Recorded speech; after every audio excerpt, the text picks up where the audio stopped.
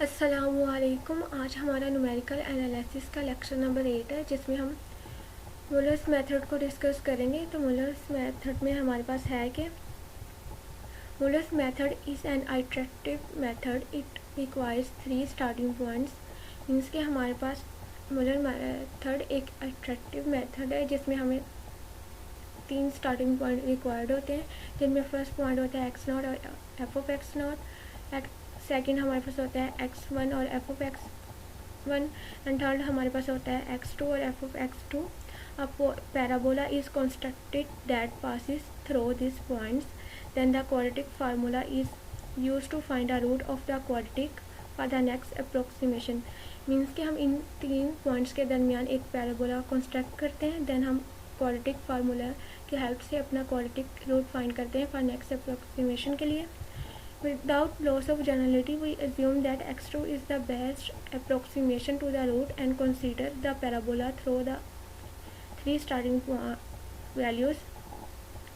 हम सपोज कर लेते हैं कि हमारे पास जो x2 हमारे पास क्या है, बेस्ट अप्रोक्सीमेशन है हमारे रूट के लिए। देन हम क्या करेंगे, इन 3 स्टार्टिंग पॉइंट्स के थ्रू अपना पैराबोला ड्रा करेंगे।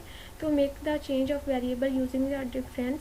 तो हम सपोज कर लेते हैं कि हमारे पास जो t है वो हमारे पास डिफरेंस है x माइनस x2 का, जहाँ पे हम using the difference x h note हमारे पास इक्वल होगा, क्योंकि हमने कहा है कि हमारे पास जो x2 है वो हमारे पास बेस्ट अप्रोक्सीमेशन है, यानी कि हमारे पास हमारा फाइनल पॉइंट है।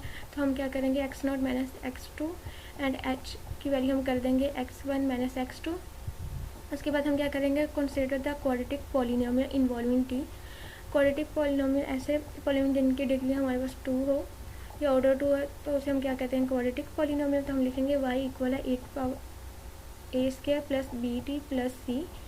Each point is use to obtain an equation involving a b and c। मीन्स कि हमारे पास यहाँ पे जो पॉइंट a b c है वो हमारे पास इक्वेशन ऑब्टेन करने के लिए यूज़ हो रहे हैं।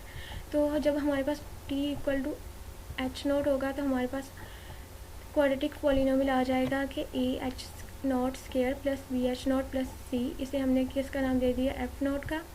जब हमारे पास t equal to H one होगा तो हमारे पास आएगा a H one square plus B H one plus c. इसे हमने नाम दे दिया एफ वन का। उसके बाद जब हमारे पास टी इक्वल टू ज़ीरो होगा तो हमारे पास आएगा a zero square plus b zero plus c equal f two. Simply हमारे पास जो इक्वेशन 23 है वहाँ से हमारे पास c की वैल्यू आ जाएगी, तो वी गेट c इक्वल है f2, सब्स्टिट्यूटिंग c इक्वल है f2 in 21 and 22 and using. अब हमने क्या किया नेक्स्ट स्टेप में, अब यहाँ पे e नोट कहाँ से आया, हमने सिंपली क्या किया, यहाँ पे जो हमारे पास फंक्शन था A H naught square plus B H, उसे हमने e नोट का नाम दे दिया और लिखा है कि हमारे पास e नोट इक्वल है f नोट माइनस सी। यानी हम c को यहाँ से राइट साइड पे ले गए हैं, तो हमारे पास सिंपली ये हो गया e नोट इक्वल है f नोट माइनस सी। और इसी तरह जो हमारे पास इक्वेशन 22 थी, उसमें हमने क्या किया, A H one square plus B H one को हमने ई वन का नाम दे दिया, और यहाँ से हम सी को दूसरी तरफ लेते हैं तो हमारे पास आ गया एफ वन माइनस सी। क्योंकि जब हम सी की वैल्यू फाइंड कर लेंगे तो हमारे पास यही होता है कि जिन इक्वेशंस में हमें सी यूज़ हो रहा है वहाँ पे हम सिंपली सी की वैल्यू पुट कर देंगे और अपनी इक्वेशन को सिंप्लीफाई कर लेंगे। तो we get a h naught square plus B h naught equal है f naught minus c equal है ई नॉट, क्योंकि हमने इस फंक्शन को ई नॉट का नाम दिया था और A H one square plus B H one को ई वन का। तो सिंपली हमने यही चीज़ यहाँ पे लिखी है। उसके बाद हमारी फिग देख लीजिए कि हमारी फिग में है कि हमारे पास स्टार्टिंग पॉइंट क्या हो गया, T equal H naught. Second हमारे पास क्या होगा, T equal to H one. Third हमारे पास क्या होगा, T equal to zero. Then finally जो हमने फाइंड करना है वो हमारे पास पॉइंट है टी इक्वल टू ज़ीरो। जब हम T equal to C find कर लेंगे तो यही हमारे पास रिक्वायर्ड रूट होगा। तो इसके लिए हमने क्या करना है कि जब हम फंक्शन में एक्स नॉट पुट करेंगे तो हमारे पास इंटरवल क्या आ जाएगा, एक्स नॉट और एफ ऑफ एक्स नॉट। और जब हम फंक्शन में x1 पुट करेंगे तो हमारे पास आ जाएगा x1 of F of x1। और जब ऐसे इसी तरह जब हम फंक्शन में x2 की वैल्यू पुट करेंगे at t equal to zero तो हमारे पास इंटरवल आ जाएगा x2 एफ ऑफ x2। तो इस तरह ही हमारे पास एक पैराबोला इन 3 पॉइंट्स के दरमियान पैराबोला ड्रा हो जाएगी। तो अब हमने सी की वैल्यू फाइंड कर ली। अब हमने क्या, ए और बी की वैल्यू फाइंड करनी है। तो ए और बी की वैल्यू फाइंड करने के लिए हम क्या करेंगे, solving 24 and 25 by using Cramer rule we get हम 9th क्लास में क्रैमर रूल पढ़ चुके हैं कि अगर हमें x की वैल्यू चाहिए तो हम क्या करेंगे, x इक्वल है डिटर्मिनेंट ऑफ ax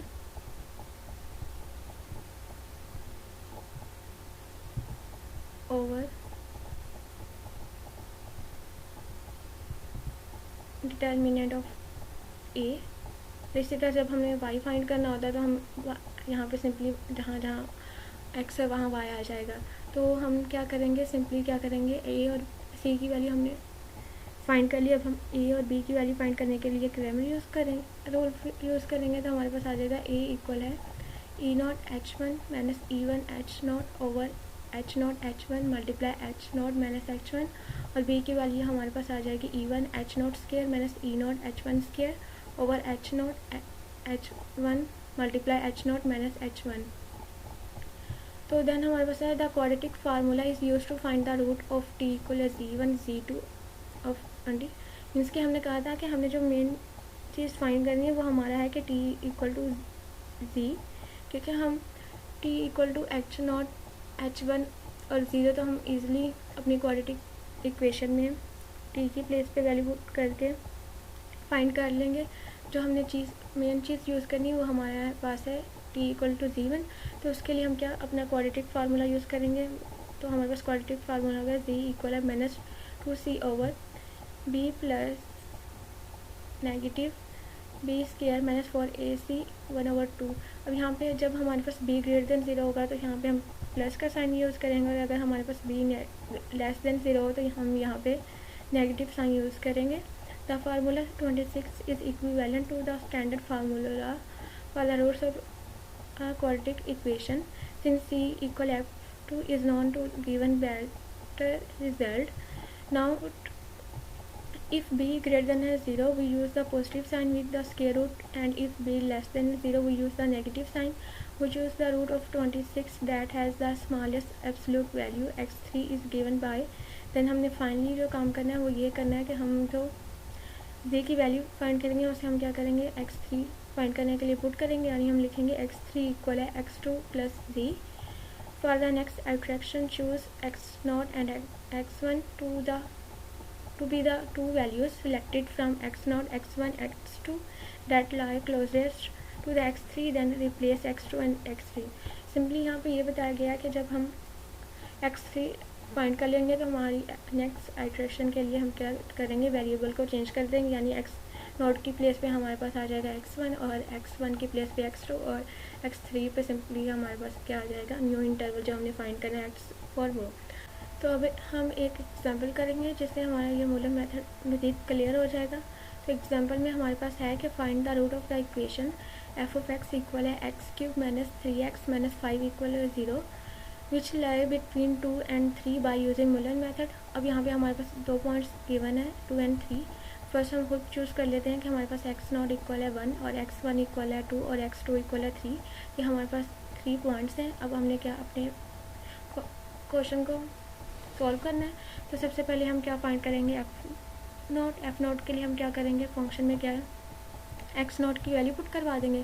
तो हमारे पास आ जाएगा x0³ minus 3x0 minus 5 equal आ जाएगा, क्योंकि x0 की हमारे पास वैल्यू क्या थी 1 और 1 का क्यूब हमारे पास क्या आ जाएगा 1 और माइनस 3 मल्टीप्लाई 1 इक्वल 3, तो आ जाएगा 1 माइनस 3 माइनस 5। तो इन सबको जब हम एडअप करेंगे तो हमारे पास आ जाएगा -7। उसके बाद जब हम f1 फाइंड करेंगे यानी फंक्शन में x की प्लेस पे x1 की वैल्यू पुट करवाएंगे तो हमारे पास आ जाएगा x1³ minus 3x1 minus 5 equal है 2 का क्यूब तो हमारे पास होता है 8 और -6 माइनस 5। तो इसे जब हम सॉल्व आउट करेंगे तो हमारे पास आ जाएगा -3। इस तरह जब हम f2 सॉल्व करेंगे तो हमारे पास फंक्शन में x की प्लेस पे क्या आ जाएगी, x2 की वैल्यू तो हमारे पास आएगा x2³ माइनस 3x माइनस 5। इसे जब हम सिंप्लीफाई करेंगे तो हमारे पास आ जाएगा 3 का क्यूब हमारे पास क्या होता है 27 और -9 माइनस 5, और इसे जब हम कैलकुलेट करेंगे तो हमारे पास आंसर क्या आ जाएगा 30। तो अब हमने क्या फाइंड करनी है, वैल्यू h0 और h1 की। तो हमारे पास फार्मूला हमारे पास गिवन है कि x0 माइनस x2। तो x0 हमारे पास क्या था 1 और x2 हमारे पास था 3, तो 1 माइनस 3 इक्वल हो जाएगा -2। इस तरह जब हम h1 फाइंड करेंगे जब हम h1 फाइंड करेंगे तो हमारे पास फार्मूला होता है x1 माइनस x2। x1 की वैल्यू हमारे पास क्या है 2 और x2 की हमारे पास वैल्यू क्या -3। तो इसे जब हम सॉल्व करेंगे तो हमारे पास आंसर क्या आ जाएगा -1। तो नेक्स्ट है कि कंसीडर द क्वाड्रेटिक पॉलिनोमियल। हम क्वाड्रेटिक पॉलिनोमियल चूज़ कर लेते हैं कि हमारे पास y इक्वल है at² plus bt plus c। तो नेक्स्ट जब हम फंक्शन में t की प्लेस पे h नॉट की वैल्यू पुट करवाएंगे तो हमारे पास आएगा a -2² plus b multiply -2 plus c equal है -7। यहाँ पे हमने क्या सिंपली f नॉट की वैल्यू लिखी है। उसके बाद हम जब सिंप्लीफाई करेंगे तो हमारे पास आएगा -2 का स्क्वायर हमारे पास 4 हो जाएगा। तो हमारे पास आएगा 4a -2b plus c equal है -7। अब जब हम एट t इक्वल h1 पे फंक्शन में वैल्यू पुट करवाएंगे तो हमारे पास इक्वेशन क्या है ah1² plus bh1 plus c2 equal f1। तो हमारे पास सिंपली h1 की वैल्यू आई थी -1। तो हमारे पास आएगा a multiply -1² plus b multiply -1 plus c equal है यहाँ पे हमारे पास f1 की वैल्यू क्या आई थी -3। तो जब हम इसे सिंप्लीफाई करेंगे तो हमारे पास आएगा a b plus c equal है -3।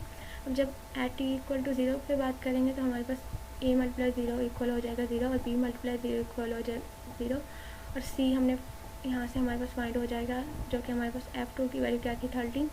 तो हमारे पास इक्वल आ जाएगा c इक्वल f2 और f2 हमारे पास इक्वल आ गया 13। तो यहाँ से हमें क्या c की वैल्यू मिल गई। अब हम क्या करेंगे c की वैल्यू को पुट करवाएंगे इक्वेशंस में। जो हमारे पास ये इक्वेशन है इसे हम इक्वेशन 1 का फ़िलहाल नाम दे देते हैं और इसे इक्वेशन 2 का। तो जब हम यहाँ पे c की प्लेस पे c की वैल्यू यानी 13 पुट करवाएंगे तो हमारे पास सिंप्लीफाई करने से आ जाएगा 4a -2b। यहाँ हमारे पास जब 13 पुट करवाया तो 13 यहाँ पे प्लस का तब जाके हमारे पास क्या हो जाएगा नेगेटिव। तो हमारे पास -7 -13 इक्वल हो जाएगा -20। इस तरह जब हम इस इक्वेशन 2 में 13 पुट करवाएंगे c की प्लेस पे तो हमारे पास आएगा a b प्लस 13। तो यहाँ पे हमारे पास 13 प्लस का है तो दूसरी तरफ जाके हमारे पास नेगेटिव हो जाएगा। तो -3 -13 हमारे पास हो जाएगा -16। तो यहाँ से हमारे पास हो गया 4a -2b इक्वल -20 और सेकेंड हमारे पास हो गया a b इक्वल -16। अब हमारे पास c की वैल्यू हमने फाइंड कर ली। अब हमने a और b की वैल्यू चाहिए अपनी क्वाड्रेटिक इक्वेशन पुट करने के लिए। तो हमारे पास या तो हम इस पर क्रैमर रूल अप्लाई कर सकते हैं या ये कि हम इक्वेशंस को कंपेयर करवा सकते हैं। तो हम क्या करेंगे इक्वेशन जो हमारे पास 2s को क्या करेंगे 2 के साथ मल्टीप्लाई। तो हमारे पास इक्वेशन 1 वैसे ही आ जाएगी कि 4a -2b इक्वल -20। तो जब हम इक्वेशन 2 को 2 के साथ मल्टीप्लाई करवाएंगे तो हमारे पास आएगा 2a -2b इक्वल -32। तो ये हमारे पास माइनस हो जाएगी, यहाँ पे हमारे पास प्लस हो जाएगा और ये भी हमारे पास क्या हो जाएगा प्लस। तो जब हम इसे कैंसिल करेंगे ये प्लस माइनस हमारे पास कैंसिल और 4 - 2 हमारे पास क्या हो जाएगा 2a के। और जब हम 32 में से 20 माइनस करेंगे तो हमारे पास क्या आ जाएगा 12। तो जब हम 2 को 10 तक ले जाके डिवाइड करवाएंगे तो हमारे पास सिंपली एक आंसर क्या आ जाएगा 6। अब हम क्या करेंगे इक्वल टू 6 को हम इक्वेशन 2 में पुट करवा देंगे a की प्लेस में। तो सिंपली हमारे पास वहाँ से b की वैल्यू आ जाएगी। जब हम अब हमें a b और c तीनों की वैल्यू मिल चुकी है तो हम जब अपनी इक्वेशन में वैल्यू पुट करवाएंगे तो हमारे पास आएगा y इक्वल है a² plus bt plus c equal है a की प्लेस पे आ गया 6t² प्लस b की प्लेस पे 22t और हमारे पास आ गया प्लस 30। तो अब क्योंकि हमने z की वैल्यू फाइंड करनी है, z की वैल्यू फाइंड करने के लिए हमने क्या क्वाड्रेटिक फार्मूला यूज़ करना था। तो हमारे पास है -2c over b positive negative square root b² minus 4ac। जब हम इसमें a b और c की वैल्यू पुट करवाएंगे हमारे पास आएगा इक्वल है -2 multiply 13 over 22 plus negative square root 484 minus b का स्क्वायर हमारे पास यानी 22 का स्क्वायर हमारे पास क्या हो जाएगा 484 माइनस और 4ac यानी 4 मल्टीप्लाई 6 मल्टीप्लाई 13 हमारे पास क्या हो जाएगा 312। तो नेक्स्ट स्टेप में हमारे पास आएगा 2 मल्टीप्लाई 13 हमारे पास क्या आ जाएगा 26 माइनस 26 ओवर 22 पॉजिटिव नेगेटिव 13.1148। अब क्योंकि यहाँ पे हमारे पास क्या है b 22 यानी ग्रेटर देन 0 है तो वो use positive sign for the square root and obtain हमारे पास यहाँ पे सिंपली क्या आ जाएगा, पॉजिटिव साइन अब। तो जब हम 22 प्लस 13.1148 को ऐड करेंगे तो हमारे पास आएगा -26/35.1148। तो जब हम इसको डिवाइड करवाएंगे तो हमारे पास आंसर आएगा -0.7404।